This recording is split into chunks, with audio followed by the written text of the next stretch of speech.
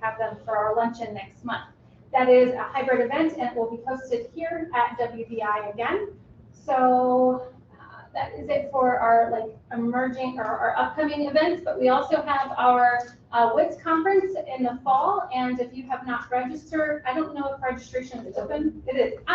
Registration is open for that event, and sponsorships are still available. So if you want an opportunity to highlight your company, either at the golf outing, the casino night, or at WITS conference, there are some of those sponsorships available. So please sign up for those.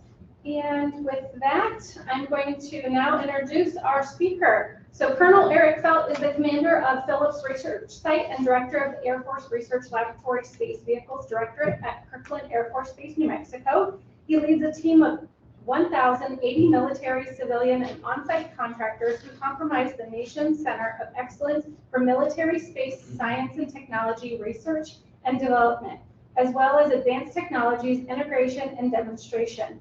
His organization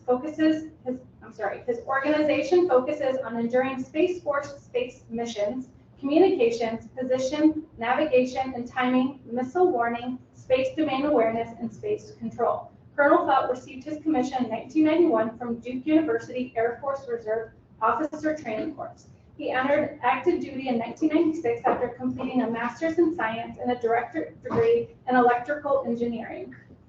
He is a graduate of the U.S. Air Force Test Pilot School and has served as a development engineer, program manager, and lab test program office and staff assignments. Prior to his current position, Colonel Phelps served as the Senior Material Leader, Joint Mission Division, Intercontinental Ballistic Missile Systems Directorate. Say that 3 times. Air Force, Hill Air Force Base, Utah. We're grateful he was able to be here in person, and the floor is yours, sir. Thank you. I should have warned you not to read that bio because it goes on and on and on, and it's not, and those details aren't that important. But thank you for being here today. I really appreciate the opportunity to talk to you. I was in town at Ohio this week anyway, and my boss is here at General Pringle over at the base, and so it was a great opportunity to talk a little bit about space and what a different part of AFRL does with you while I was here. So thank you for the opportunity. What I thought I would do today is I have about 30 minutes of presentation, but then I really want to have a dialogue with questions and talk about what you want to talk about too. So we'll have some time for that at the end. All right, next slide. So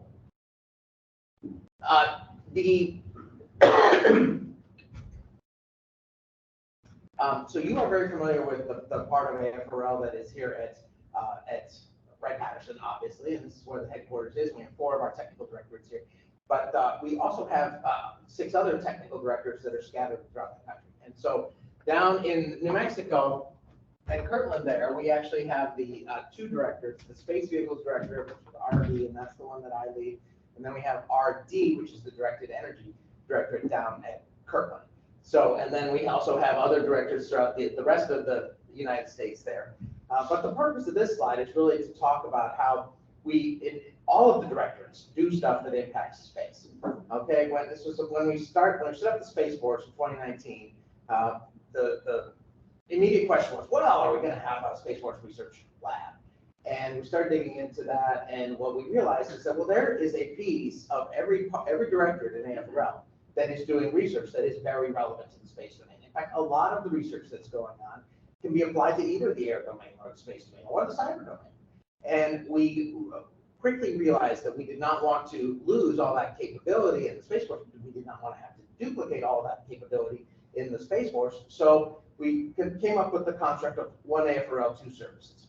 And what that means is that we're going to have 1 lab that serves 2 services. So just like the Navy Research Lab serves the Marines and the Navy within the Department of the Navy, so now in the Department of the Air Force Research Lab will serve both the Air Force and the Space Force. So that was a really empowering concept. And after we came up with that, then we were like, okay, well, let's go around and look at what kind of space research is going on in all of the different directorates. And that's what's shown here on this placemat slide is, what the kinds of things that are going on in what you might not think of as typically space directorates, but they are working on research that's very relevant to space. So Space Vehicles is, of course, working on space experiments, and space technology, as you would expect, and our focus is on the satellites. So what is the part of the system that is on orbit?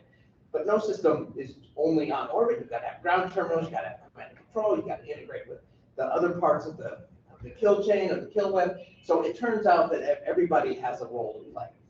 In the Directed Energy Directorate, they are very focused on space domain awareness, so especially like telescopes from the ground that can look at satellites and know what's going on up there. But even in aerospace, in the Directorate, we have a propulsion directorate that, yes, they work on jet engines, but they also work on rockets. And oh, by the way, in space, they also work on in-space propulsion and how we move our satellites around in space, because those technologies have a lot of synergies between them. So every directorate, even the ones that you would think of as very air-focused, also have a lot of space activity going on. So after we came up with this one AFRL 2 services concept, then General Pringle really emphasized that as one of her priorities for her first year as the AFRL commander. And that was awesome for me, because all of a sudden had 9 other directors calling me up and say, hey, what's this space stuff? And how can I help with the space technology challenges? And that's exactly what we wanted to happen. That was the whole point of having that kind of a construct, was to pull it closer together so that we could leverage, have those synergies across the different technologies. So it worked great, and across all of the AFRL the family, there's a lot of exciting space technology going on. So it's not just at the Space Vehicles Directorate. However, the rest of this talk, I'm going to talk about the stuff I'm doing, because that's the stuff that you're probably the least familiar with. Next. Now, we are in the middle of what we call a space renaissance, or a second space age. And it's absolutely amazing to see what's happening. But this is the most exciting time to be working in space since the 1960s. What has happened is we have had a convergence of threats that are threatening our space capabilities. And by the way, we're very dependent on our space capabilities for our way of life and our way of fighting wars. So the threats have come together. The technology has come together in such a way that it's now possible to do things in space that was not previously possible. And then just the awareness of the importance of space is really and indicated by the stand of the Space Force and all the rapid funding increases, all the public awareness of how important space is. Those things have come together to make it a great time in both commercial space and in the government space side of things. And actually, we're not leading in most of the space innovation of the second space age. It is being led by these commercial companies who find commercial opportunities in space, new ways to make money in space, and we get to benefit from that. We try to partner with them, we try to shape what they're doing so it'll be also benefits the DoD. That's a real win for us. So that said, we're in the second space age, but things have changed a lot in the second space age. So back in the mid-20th century, when we had the race to the moon, we had a couple metrics of interest. There were about 1,500 objects in space, and remember that number because it's a lot bigger now. 7 nations that could go to space, and then really 2 nations that might go to the moon. It was a national endeavor and a huge accomplishment to be able to do that in the 60s, and private company just wasn't conceivable. So that was a kinder, simpler time in space in some ways. Next. And then this slide really shows some of the challenges and changes that we see today, and what's the second space age is like. So let's look first at the table at the bottom, where we used to have 1,500 objects in space. Today we got 10,000. We're headed to 1 million. So just in terms of keeping track of what's up there, debris and stuff that could run into each other, the challenges have exponentially increased in the numbers of them. In terms of where those satellites are, the geosynchronous belt has always been of high value real estate in space, if you will, because it happens to be the perfect distance from the Earth where the satellite stays in the same place in the sky. So if you have a dish TV or something, that's where you point your dish, and it doesn't have to move around. It just points at that one spot all the time. That's always been the high value real estate, but now we've got satellites in every different orbital regime, from much lower to even higher than GEO. And we have now at least constellations of what we call proliferated LEO or PLEO constellations with thousands of satellites close to the Earth, like SpaceX is building. So it's not just the numbers of satellites, but where they're located is much more diverse than it has been before. And cislunar is the area up around the moon. There was one time 18 months ago when there were 7 Chinese satellites operating around the moon at the same time. all right? And so they were to pursue their exploration objectives up there, but they're very hard to track. And so we realized that, we need to be able to do better at knowing what activities are going on up there. We call that space domain awareness. And like I already mentioned, it isn't just nation states that are doing this. Actually most of the satellites being launched by SpaceX, and Amazon's following closely behind them with thousands of their satellites in their constellation. So the commercial companies are really driving this, and so that's also why it's moving so fast. So big changes from 69 till today, and we haven't seen anything yet, because by 2030 and beyond, it'll be even an exponential increase more. Now let's turn to the threats. So you've had some very public demonstrations of some of the threats. The Chinese tested an ASAT weapon in 2007. We tested one in 1985, by the way, and it worked, and they created a lot of debris. And we're like, okay, let's not do that anymore. But the Chinese tested one in 2007, and then the Russians just tested another one last November. These events create a lot of debris, and now, since there's so many satellites in LEO, that's a much bigger deal than it might have been before. So you got so people can launch missiles and shoot down your satellites is the bottom line. It's very technically feasible, and not just there, but up in the higher like in the geo belt. We have what's called co-orbital ASATs, so you can run your satellite into another satellite. It's very easy to destroy another nation's space capabilities if you want to. So that's part of the problem.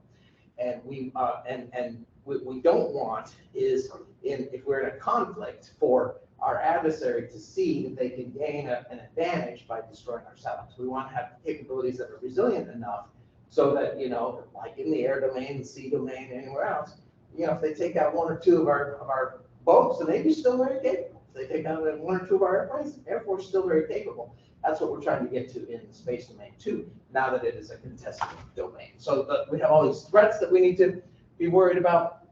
And then things are, again, there's a lot of commercial activity up near the moon, and it's complicated to operate up near the moon, because you don't just have the Earth's gravity, you have the moon's gravity. It's really hard to figure out where the orbits are going to be, and they're very weird looking. I've called them the drunken sailor orbits, but if you look at what they look like, so it's just technically much more challenging to operate in some of these new regimes. And there are over 100 planned missions to the moon in the next decade. So there's going to be a lot of activity up there, and we have to figure out what our role in the Space Force is going to be there and make sure that we can do it. And one of the analogies we like to make is, hey, the Navy was key to opening up the sea for commerce. So this, goes going back 400 years, of course, but they had to protect and defend the sea lines of commerce. And that is why, originally the UK was so successful in their world trade endeavors. And, now, and then another example is in the US, when we were settling the western part of the US, and the railroads were so key. Those railroads had to be protected by the Army. So there's always, when you expand into a new area, wherever that is, there's always a need for a Coast Guard-like role, or a defense of the commerce role, and that is what we are envisioning and attempting to enable in space, as space becomes such an important domain of commerce as well. So that commercial player is another big challenge that we have. Next. Probably you're aware of how vital space is to our everyday life, but I got here using the GPS on my phone, and all of that, the GPS capabilities that our nation provides free to the world have enabled over $1 trillion of economic benefit to the U.S., much less the rest of the world. The satellite communications capabilities connect everybody across the globe. The missile warning capabilities watch over everything that's happening to deter adversaries from attacking us with missiles. We are absolutely dependent on space capabilities for both our everyday way of life, from precision autonomous farming to communications and air travel, and our way of war. And so in war, we depend on the same kinds of capabilities to make sure that our platforms, of whatever domain they're in, sea, air, that they can communicate with each other, that they know where they are, that they can reach their targets and deliver their intended effects. They cannot do that today without the space capabilities. And so that's why, if you're an adversary, you're like, the U.S. is vulnerable in space. That might give us a competitive advantage. And that's exactly what we're in the Air Force Research Lab. We're trying to work on the technologies that will take that advantage away. So if our capabilities can be resilient enough, then they will not see an advantage in that, and that will deter them from starting a space war. So that's the overall objective of what we're trying to accomplish with these new technologies for space. So the U.S. needs to remain the leader in space so we can deter conflict in space and really ensure the freedom of action that our nation needs. Next. Now, the Space Force, when they stood up, they put out a lot of very foundational documents about what we need to be able to do in space. And they're the kinds of things that I was just talking about, protecting and defending our space capabilities, being able to operate in the domain, being able to know what's going on in the domain, the same kinds of things that in any other domain. And they laid out what the desired conditions are, where the space domain is secure, stable, and accessible. And then they laid out, why that's a challenge, because our adversaries don't want us to have that, especially when we need it the most in a time of conflict. And then space power is really the answer to that is, okay, what do we need to be able to do operationally? And then, from my perspective, from a technology side, what do I need to be able to invent or field or transition that's going to help us achieve those objectives? Next. And if you want to know what the future looks like, here's one possible future in space. And there's a lot more going on this slide than what's up there today. So we already, with the capabilities that are up there today, are very dependent on those capabilities, and they provide a huge competitive advantage to our nation and our DoD. But we're just getting started in terms of the future. So here, this tiny little thing down here is LEO. This little tiny thing is GEO. That used to be where we thought space, ended in terms of military capabilities. But now look at all this stuff that could emerge as between here and the moon, which is over there on the right. But if we really are going to have all this commercial activity and trade going on, and lines of commerce that need to be protected, astronauts that need to be rescued, planetary defense in case meteors are coming in. There's all kinds of new missions that Space Force may be asked to do in the future. And if they are, then I want the lab to have the technology already in the pipeline to enable the Space Force to do whatever we are asked to do in the future. So this is the kind of thinking that we did in our Space Futures group meetings, where we kind of put ourselves forward into a future time, 2040, sometimes even 2050. What are the possible futures that could happen in space? And there's a lot of unknowns and variability, no doubt about it. But then we envisioned really 8 different possible futures. Like, okay, some of those are really good, some of those are really bad. How do we now make choices today that are going to steer us towards the good futures in space, the futures in space that are favorable to our nation and our planet, and away from the bad ones? And this is the kind of thing that you come up with, where you're like, okay, how are we going to, what kinds of things do we need to be able to enable in the future to make sure we get to a more desirable space future? So if there is a cislunar economy, it'll be enabled by domain awareness and patrol and safety of navigation services. So who's going to provide those? Those are not things that NASA does, although NASA certainly leads in space exploration. What we are trying to do in Space Force is partner closely with NASA to leverage everything that they're doing, but then do our Space Force missions, which are kind of like the Coast Guard missions on the sea, in order to protect and defend these space lines of commerce. So I thought this was just a fun picture of some of the possible futures in space that we need to be prepared for, because the worst thing would be if China goes and builds all that, right? Because then that's one of the undesirable futures in space. All right, next. And they certainly want to, by the way. So there is no doubt about that. So how do we get to the future that we want in space? Science and technology is really one of the key things that we need in our Space Force and in our DoD to make sure that we can get to the futures that we want in space. And so here's some examples where over on the left, that picture is all the threats that you face in space. From at the bottom, we've got the reversible things that, satellites can be jammed and GPS can be jammed, all the way up to the top where, you can detonate a nuclear weapon in space, take out satellites, and it's very irreversible effects. So there's a whole range of threats that need to be able to be addressed or countered. And the way that you counter those is with the same way that in any other domain, but you make your platform survivable, you make sure that you can address the challenges of distance, that you can communicate. And oh, by the way, nowadays, worry about cybersecurity too, to make sure we don't have some backdoor that's easy for our adversary to go. So those things on the left are just basic principles of, warfare or fielding capabilities that apply in any domain. And so then we're like, okay, how are we going to apply those basic principles that worked great in the air domain? How do we apply those basic principles to the space domain, and what technologies do we use to be able to do that? And here's some examples. So those pictures in the middle are the pictures of what I call the drunken sailor orbits around the moon. But if you look at what they look like, they are not simple circles. And on the right one, you can see there's the Earth, the moon, and then there's this Lagrange point called L1 in the middle, which is where the gravity is equal in both directions. So there are some important physics things that need to be solved, and so that we can operate in that domain if we're called on to do that. So just like in any other domain, maneuver, logistics, and propulsion are important, but they are even more important the further you get away from the Earth. So in low Earth orbit, where your satellite is mostly determined by physics. It is just flying around 17,500 miles an hour, and it just goes where physics dictates. As you get further and further away from the Earth's gravity, then a tiny little bit of thrust can move you off in a totally different direction.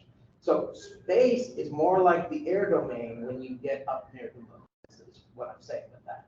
And so we need to pay more attention to how we're going to maneuver up there. And oh, by the way, if you're going to maneuver, you're going to need logistics, which again, not such a big deal when you're close to the Earth. So those kind of things that have been very important in the air domain are also becoming increasingly important in the space domain as we go into these new orbits, these new activities. I talked about the complex flight dynamics and how do you control your satellite. Lots of very interesting research underway on how to do that. The domain of space has always been a harsh place to operate because of the radiation, and it's a vacuum, and it's hot, it's cold, and it's always been harsh just naturally. And now if you have all those threats layered on top of it, like the enemy could be lasing you and stuff like that, it's a difficult environment to operate in, and we need lots of research in that area. And then space domain awareness is just knowing what's going on up there. So, you would like to know everything everywhere all the time in real time, but you can't really get to that. So what you have to do is prioritize what do you most need to know, just like in any other domain. And then the picture on the right, that is an example of a proliferated low Earth orbit constellation where you have, basically thousands of satellites in shells around the Earth, and they have laser crossings so they can talk to each other. And you really opens up a whole new suite of capabilities that you can do in space that we couldn't do before we had that. And those are being built by Space Development Agency, as well as commercial companies like SpaceX and Amazon. So if you want to do that, you need things like autonomy and onboard processing, because you cannot be flying thousands of satellites the way we do today with 10 people on an ops floor flying each satellite. You need to figure out what you're going to do with all your data, how you're going to fuse it. Again, that has to be all automated. There's no way you can do that manually like we do today. And then you have to make sure, for resiliency purposes, that you have proliferation, lots of different platforms, diversity of platforms, so that you don't have to create any vulnerabilities in your system. And then you got to tie that together. So the network, our vision for networking in space is that you don't even have to know you're in space. It's like if your cell phone works wherever you go on the surface of the Earth, well, why can't we make it work in space? So that's the vision of ubiquitous connectivity in space, where eventually your satellite should not have to worry about how it's communicating. It just, the networks just happen the way they do with fiber and 5G on that. So those are some of the key technologies to enable the future that we want. Next. Now, let me delve down, come out of the space and the clouds and down to what we're doing at the Space Vehicles Directorate to try to get after those challenges. So we have divided up our portfolio into 8 different tech areas, and I have a mission lead in each of these tech areas. And so what the mission lead is responsible for doing is in his or her area, he has to do a couple of things. First, he has to do horizon scan and find out what new technologies are available that could be interesting and useful in my capability area. Then he's got to build customer relationships with, who are the people within the Space Force, especially, but also other mission partners who want this technology and are going to benefit from this technology, and how do we make sure that technology is going to transition, and with industry. And so probably of particular interest to this group, these are the people, these are your entry points into the Space Vehicles Directorate to explain the capabilities of your technology so that they can evaluate those. So each of these areas has a mission lead. They are all focused on really resilience. How do we increase the resilience of these capabilities that we are offering to the Space Force? And so just some examples of that in satellite communication and position navigation and timing. We're most worried about people jamming those signals. So we need to move to different frequencies that are harder to jam. We need laser comm that's harder to jam. We need, just some more, 5G, 6G technologies, things like that help us produce more resilient capabilities. In missile warning and tactical ISR, this is where we in missile warning want to be able to watch the world all the time and make sure that we're detecting any missile launches. But by the way, if you expand that thinking to tactical ISR, which is watching what's happening in the air domain and on the surface of the Earth from space, which again, this is one of these things where the Space Force is particularly interested in providing AMTI and GMTI services from space. So that's air moving target indicator and ground moving target indicator from space. Those are very militarily useful to the DoD. Those are provided by AWACS and JSTARS today. You cannot fly those planes in a contested environment. So there's a great desire to be able to provide those services from space. So that is an important emerging area in the tactical ISR world for the Space Force. Fortunately, there's a lot of commercial companies that are building those capabilities. So we don't have to do it all ourselves. What we have to do is find the right partners and how to buy those services commercially and develop the things that we uniquely need. So that's what that group's focused on, the space environment. Talked about how it's a complicated operating environment up there, and the space environment is all about understanding that environment, modeling it, knowing how your systems are going to perform in that environment. For example, if you've ever used a HF radio, you know that sometimes they work and sometimes they don't work, all right? The reason for that is that the signals have to bounce off the ionosphere as they propagate to their location. So sometimes you can talk halfway around the world with an HF radio if the conditions are right, and sometimes you can't talk to the person next door. So wouldn't it be nice, and in fact, if you're a military person using that capability, you want to know when your radio is going to work and when it's not going to work. That's what our space environment people are studying and modeling and providing to the Navy and the Air Force right now in the theaters of operation to make sure that we are using the space environment to provide a military advantage to our warfighters. So that's what they're studying. The pervasive technologies is my group that is figuring out how to make small sats act like big sats. So one of the reasons that we've had this space renaissance is that satellites used to be huge and cost billions of dollars, and now they can be mass produced, smaller satellites, much cheaper to build and launch. Cost of launch is down by 90% due to SpaceX primarily, but there's a lot of other providers and competitors out there now. And the cost of building a small satellite is down by 99%. So that's why this is all opened up into a new world. A lot of the reason that the costs have come down is because of the pervasive technologies and really just inventing better heat pipes and processors and star trackers and all the kinds of things that need to go on a satellite. The space control mission area is all about offensive and defensive actions in space, and what do we need to be able to make sure we can protect and defend our space capabilities.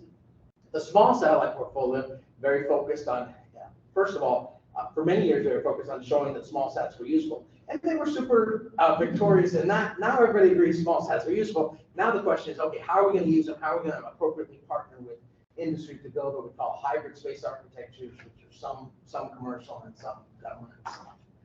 And how can we do new things in space? So XBI is a program that we are going to launch on a small satellite later this year. That is, XBI is Roman numerals for 16. That is a Link 16 transponder from space. Link 16 is a super important NATO standard communications protocol that that soldiers, airplanes, ships, everybody uses that standard, but it only works line of sight. So your radio has to be within line of sight of another radio. So if there's a mountain in between, for example, then that's a problem unless you have like an airborne relay. Well, imagine if you had a space relay from Link 16, and that's what this is. Your Link 16 signals can now will be able to go, from your radio through to the satellite link back down to another radio without any change to the radios. That's huge. So that's just one example of what they were like, oh, I bet we could do this, and sure enough, the modeling showed it would work, and now we're going to fly the satellite and show that it actually could work. That area that's hard to read there in the 7th block is my nuclear block, and most of the stuff I do is for space, but I also have the nuclear science and technology in our directorate because a lot of the technologies turn out to be very similar. And our nation, basically wasn't very interested in doing new stuff in the nuclear arena for the last 30 years. But now we're spending over $1 trillion recapitalizing the triad, and people are starting to ask, okay, well, what is the science and technology pipeline need to be to make sure that the new triad nuclear systems remain relevant over time and able to address the threat? And so that's the kind of stuff that we're doing in there. And then that 8th block is software.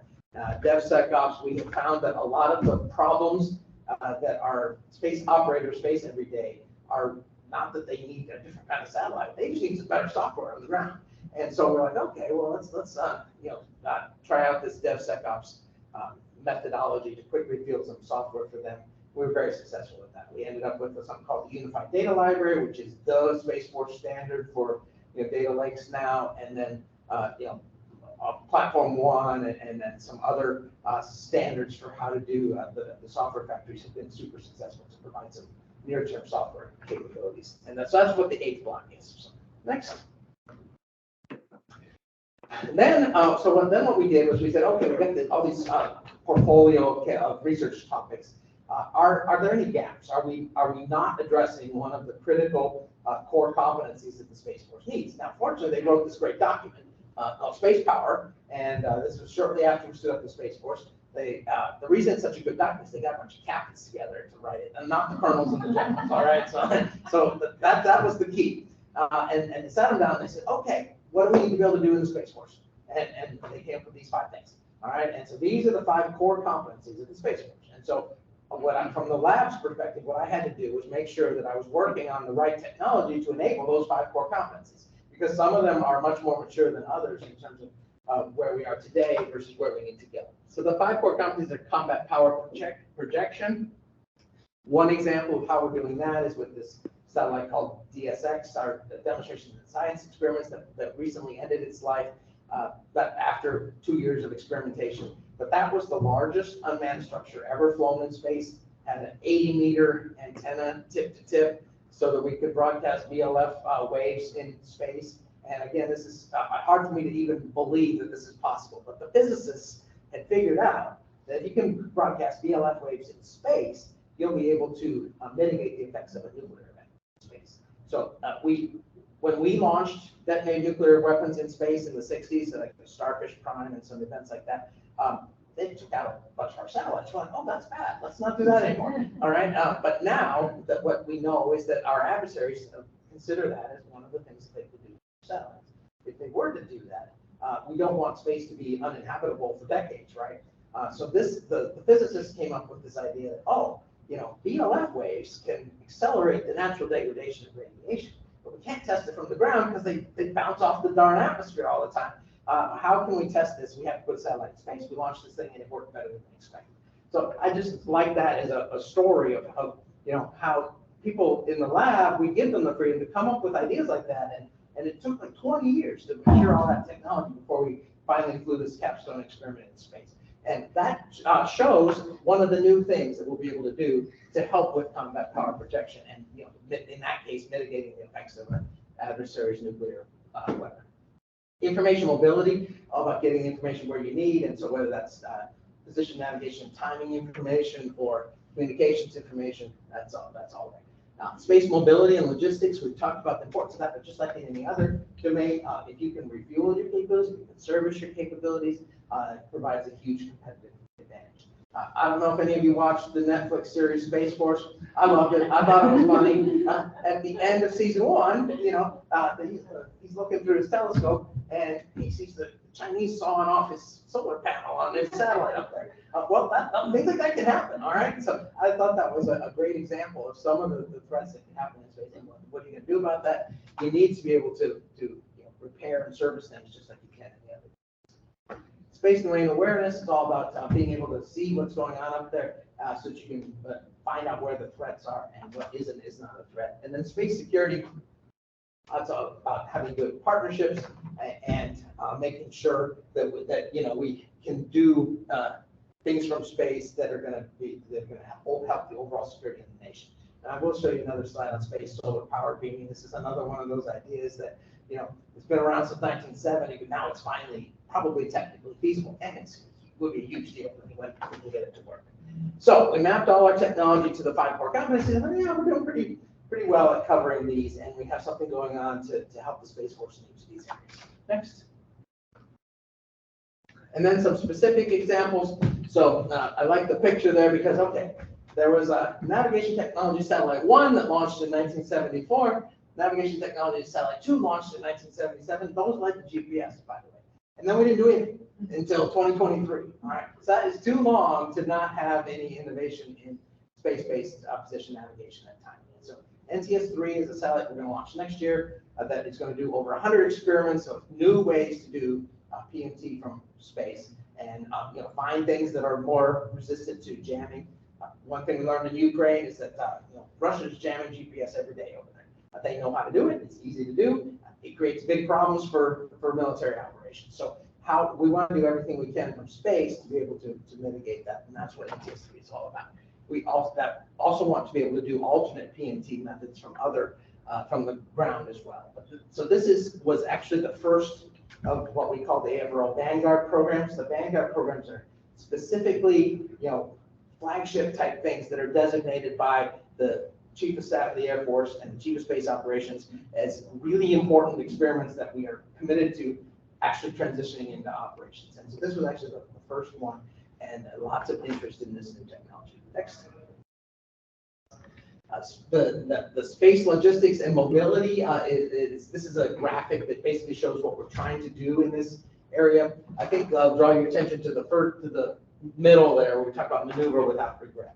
So today, if a space operator, and there's 10 of them sitting at Schriever operating a missile warning satellite, for example, if they want to actually move their satellite, they only have so much fuel on board, all right? And they have to go get 4-star approval to move 3 feet over to the side, because every time they use some fuel, it reduces the life of the satellite.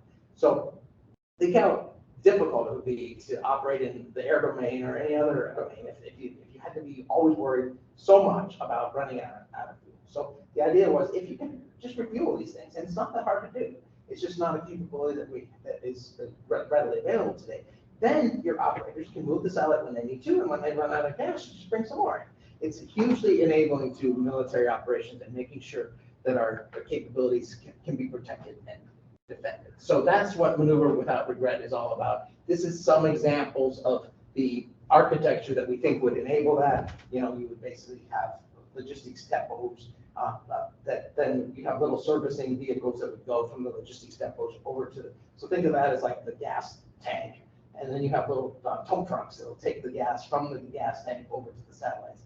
So we have thought through what kind of capabilities you might want to have to provide some robust space capability. Next.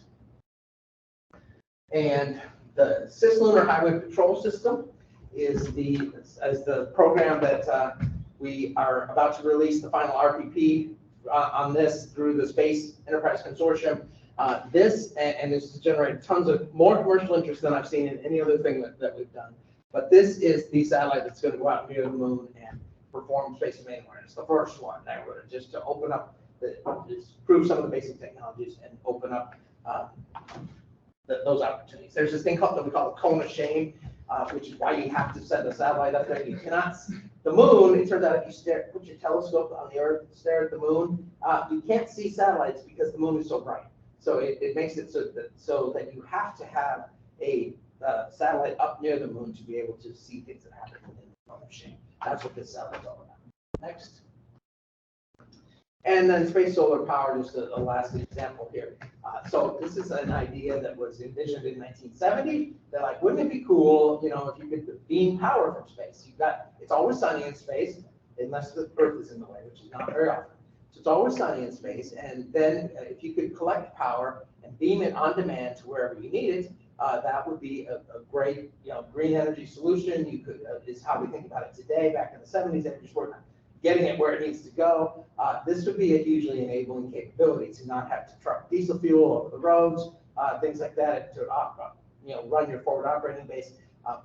So they've known since 1970 this was a good idea, but it wasn't technologically feasible until recently. And so we started a program back in 2018 to basically prove out the basic technology for this. We're going to fly a satellite in 2025 that is going to be about over 1 meter square of just this basic technology that takes solar energy in on one side and puts RF energy out the other side. And we're going to show that you can point that RF energy wherever you need it to be. So it could charge up, you know, electric airplanes. It could charge up other spacecraft. It could charge ground vehicles. It could charge a forward operating base. That's the vision of what you'd be able to do with this. It will require very large structures in space. You know, think of 10,000 square meter blanket kind of up in space that would be needed to collect this. So you'll need ways to assemble that in space. You'll need you'll need to be able to maneuver that. There's all kinds of, since we're AFRL and we love hard things, all kind of cool technical challenges to making it work. But it's not just a science project. It's something that will be super useful when we get this working. And oh, by the way, China's moving out on this super aggressively and has lots of investment in a 20-year plan. And what we don't want them to happen is that they'll dominate the energy market of 20 years from now. So this is something that is bigger than just the needs of the Space Force, that we are able to do something like this in our nation. Next. So we went through and, you know, with my mission leads, we looked at all the technologies that were out there. And as part of the strategic planning process each year, I evaluate them on a cost versus utility plot. So the utility measure that I use is, hey, is this going to move the needle on a conflict with China in 2030 or not? And if you're working on technology that is not going to be scary to China, or deter conflict with China, you know, that's not going to be as important as something that will. And just looking through that lens is really helpful to the physicists and the scientists who are working on this stuff. And then we have the cost to mature the technology on the access. And so you end up with all these things plotted there. And of course, you want to be in the part that's it's really useful. It's not very expensive. The high bang for the buck part of the chart. And these are the 12 things that are in the highest bang for the buck part of that chart. And so these are the kind of the priorities that we've been pursuing over the past couple of years in the lab. And then each year I revisit this and we'll put new dots on the chart and make sure that we're investing in the highest payoff things. But we got, you know, hundreds of ideas. So there's only so many things I can do. And this is the methodology that I use. And I often get asked, you know, about that. And I like this too, because if somebody brings me, if the good idea fairy brings me wouldn't you love to have nuclear propulsion in space? I could be like, well, sure. But I've looked at that, and this is where it is on my plot. And so after the next $2 billion of investment, I'll get to nuclear propulsion in space. So it's nice to be able to answer those questions too. Next. And really the last slide is kind of a historical perspective here on some of the accomplishments from the last 20 years, what we've been able to do in our directorate, and then some of what the future looks like for the next 10 years. And really, the future is very bright. There's a lot of great ideas in the pipeline that'll be maturing for our Space Force and our Air Force over the next 10 years. And I think I've talked about most of those. All right, we have some questions. And, one more slide, which is what I always get. One more. Who to talk to? These are the mission leads. All right, so we can distribute this slide afterwards. But in each of the areas, these are the mission leads and their email address. So if you want to talk more about a specific capability area, these are the entry points that you should talk to. All right, that was a lot of talking. But what's on your mind? What would you guys like to talk about? Next couple minutes. I have one from the chat. Oh, great. Can you speak more about XBI and how you all will be demonstrating the Leak 16 radio capabilities with the small satellite profile? What is the time frame for this effort and goals or next steps after that? And who's conducting these efforts? USSF, AFRL, SDA, the services, question mark. Right, more details on XPI, absolutely. So again, the basic idea is you're gonna take a Link 16 transponder and you're gonna put it on a satellite in low Earth orbit. We're gonna launch that satellite this year. That is just to prove that it works, that you can take a current radio and another current radio and they can talk through the satellite to prove out the basic technology. Then the Space Development Agency is who's going to proliferate and field these on, I think this is on their Tranche 1 satellites, that it just has one of the capabilities that the SDA will be able to provide to the warfighter. Now, is Link 16 the end all be all of communication? Of course not. It's just one example of the kind of things, new things that you can do from CLEO constellations that you couldn't have to do from airplanes before.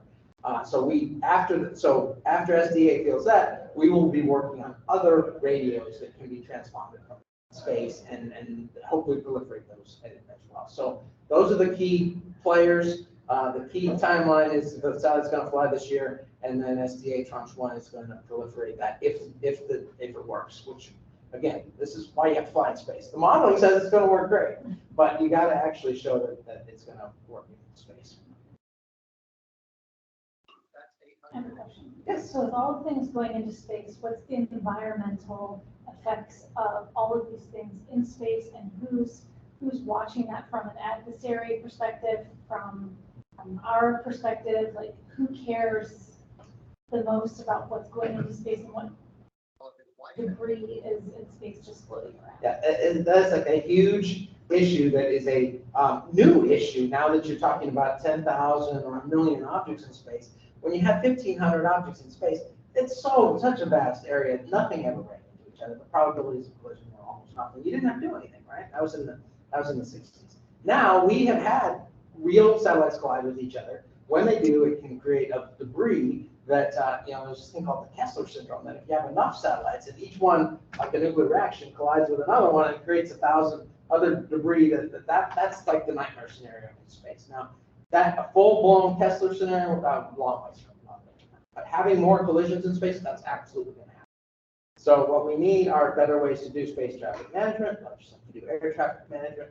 Wright brothers didn't have to worry about air traffic management, did they? But nowadays we do. So same kind of thing.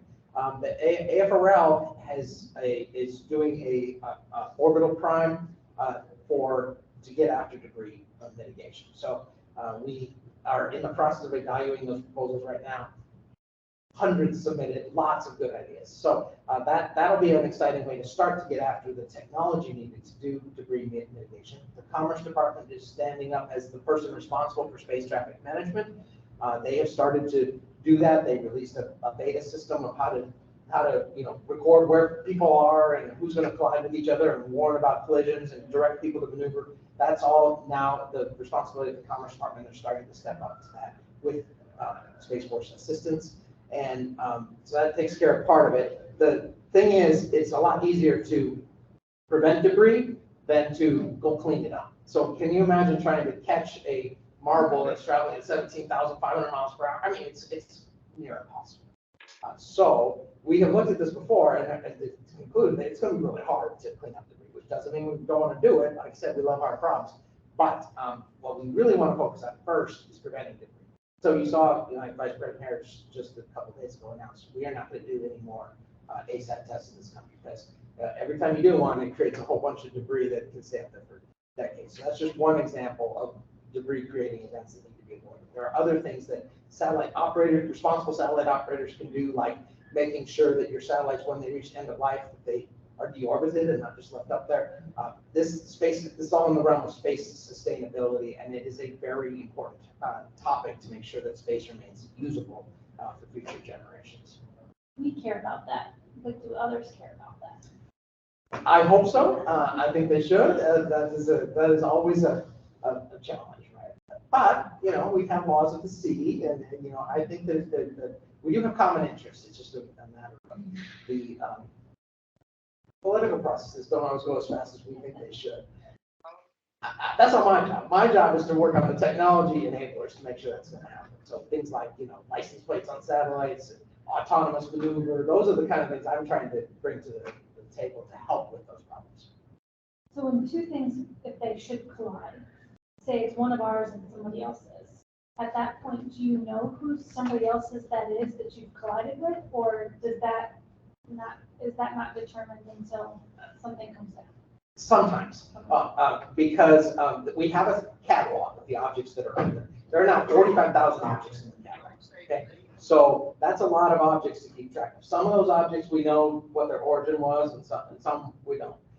So if two objects of known origin collide and we are able to notice the event, then we would have to be able to know what happened.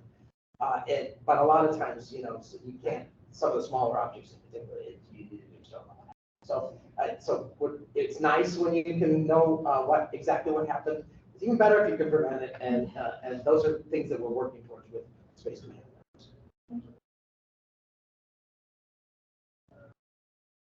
In the back. Is there any work you've done at an international level, like maybe with the UN to handle space debris management or solicit? I sure hope so. The UN is very active in this and working on trying to reach agreement between, I mean, the US, China, Russia, and the European Union are the big, players trying to look for some common ground through the UN. They haven't been super successful so far, but they need to keep working on it because it is a really big deal and a big problem. So. What's that? So there's a carbon tax. How about space trash tax? Well, those are the kind of things that might be appropriate. You can imagine that if there are regulatory solutions that would be very effective. For example, if you are going to launch a satellite and you choose to not put the technologies on it to deorbit it at the end of its life, maybe you need to pay a little cleanup tax because someone else is going to have to go up and clean your stuff up. And those kind of incentives could be used very effectively. The challenge is just if we're the only ones doing that, and we don't want people to go to China. So, that's why it's not an easy problem, but we hope by highlighting the problem, offering some technical solutions, and working through appropriate organizations like the UN and other agreements that can make some progress. I have another one. Yes. Can you tell us who's leading the digital transformation and cybersecurity priorities? Is that the CIO or someone else? Oh, was that from my priorities chart? Or is that, I don't think I had digital, did I have digital transformation on there? So I do have a mod and sim group within the Space Vehicles Directorate because we want to do digital engineering and digital transformation just like anybody else. And so what we've done so far is first of all establish that every experiment we do will have a digital model, and we've established some standards. It's going to be delivered in Cameo. It's going to be AFCEA compatible. We've at least figured out a few things like that. And so all of my experiments and contracts and projects are going to fit within this digital model that the mod and sim group came up with. And they need that so they can go show the military utility of the thing, because what they want to do is, plug the new widget into the current force structure and show that shortens the war with China by 2 days or whatever, as an example. That would be my dream if I could do it that well. So I do have a group that's working on that. Those are the kind of things that they're working on. It will be a part of every project. I've given them a goal of 10% of your project should be invested in building the digital models first before you go off and build hardware. Those are the kind of things that we're trying to do there. And this is a real advantage of the one AFRL construct actually, is that RQ, the Aerospace Vehicles Directorate here, is really leading the way on digital transformation. But now I can make sure I'm fully compatible with them so that we can model our space stuff in with our air stuff in a multi-domain way. That's really powerful. And I can offer that to the Space Force, something that they might not otherwise have because we're able to do that integration with them. So yes, I'm working on that, and I could point if there's a specific question about who to talk to, I can point to the right person. There wasn't a specific. Okay. Oh. From a space security perspective, is your organization working closely with the policy branch, creating those laws, regs, policies, to keep our nation secure, especially as you're working with commercial companies like Amazon and SpaceX, right? To make sure that they're not exposing our nation to threats, or you discover threats, that we're creating laws to prevent them from exploiting those threats.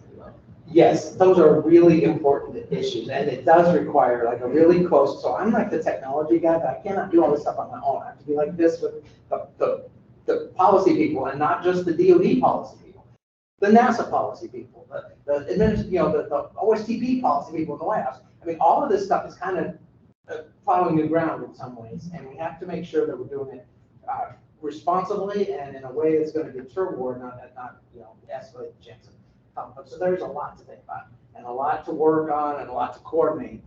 So what, again, my lane is I'm going to show you the art of the possible. And you, if you're the policy people, you tell me which ones are most interesting and appealing to pursue. And those discussions are really vital. And then, there's no easy answers. There's no easy money here. But those are the kind of things we have to work on. Be collaborating a lot with the industry on their own efforts. I know there's joint efforts, but yeah, I would say, honestly, industry's moving so fast, the policy people can't keep up. And that is creating some potential problems. I think we could do better in that area. And, I'm trying to help explain to the policy people, for example, what is happening, whether we like it or not, from the commercial activities, and how we can, help that, because we also want to help U.S. companies be successful, commercial companies be successful, so we beat China commercially as well as Montana.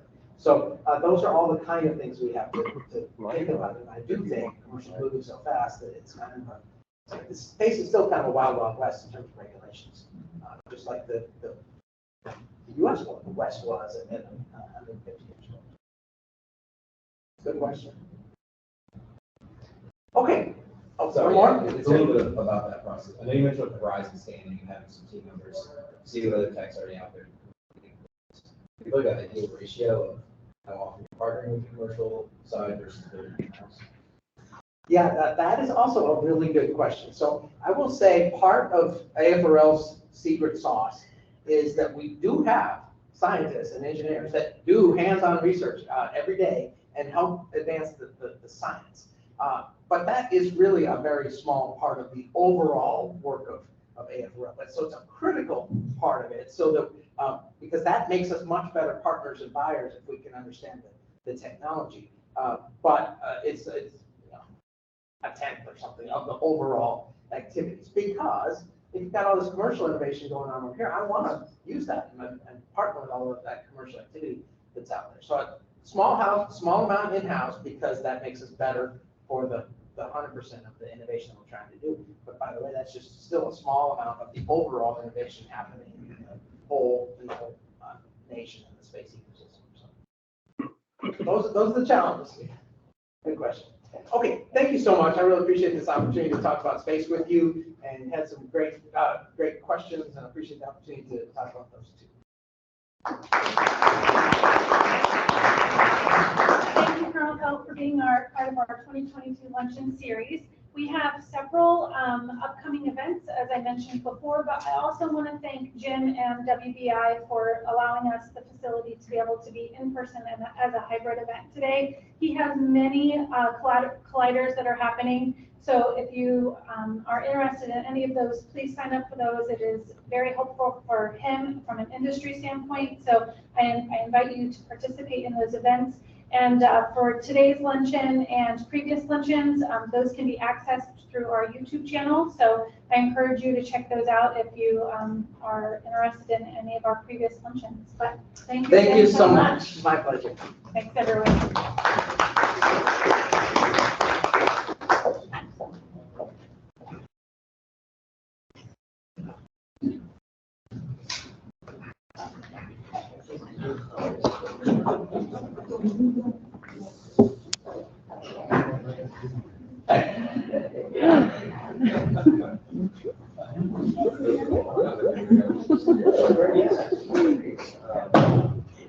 I like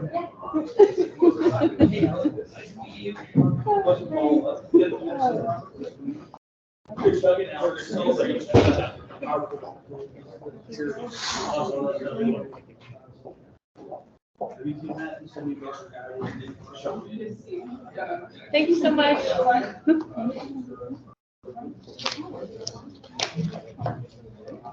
That was great. Thank you. That was fun. Yeah. Every time you would reach back toward to the slides, I was like, oh, I know both of us were like. You did a great job. You didn't have to worry about it one bit. Yeah.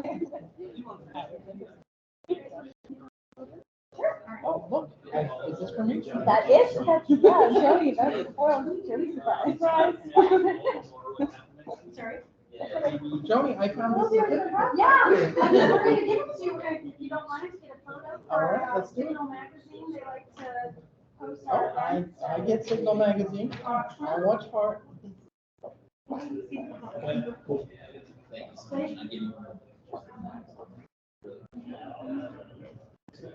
Jimmy, you know where you guys are going?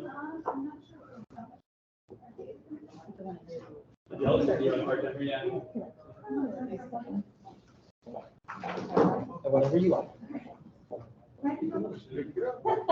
All right, I think we're just gonna,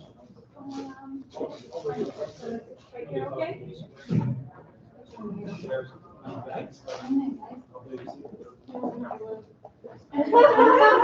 Lucky me. Every day. Yeah. All right, 1, 2, 3. Good go. I can take pictures of 4 beautiful ladies. Lucky. We're gonna go to Front Street for lunch. Sounds good. I would love Or do to. you want to? Yeah. Yeah, the deli. Cool, yeah. Walking distance.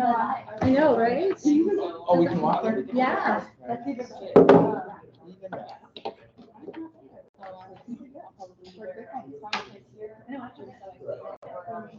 Lunch, right? I think it's been catered a couple of times. How many people did you have online? Yeah. See you guys. Oh, I'm not sure. Have a good one. You can usually. Yeah, it's usually like some.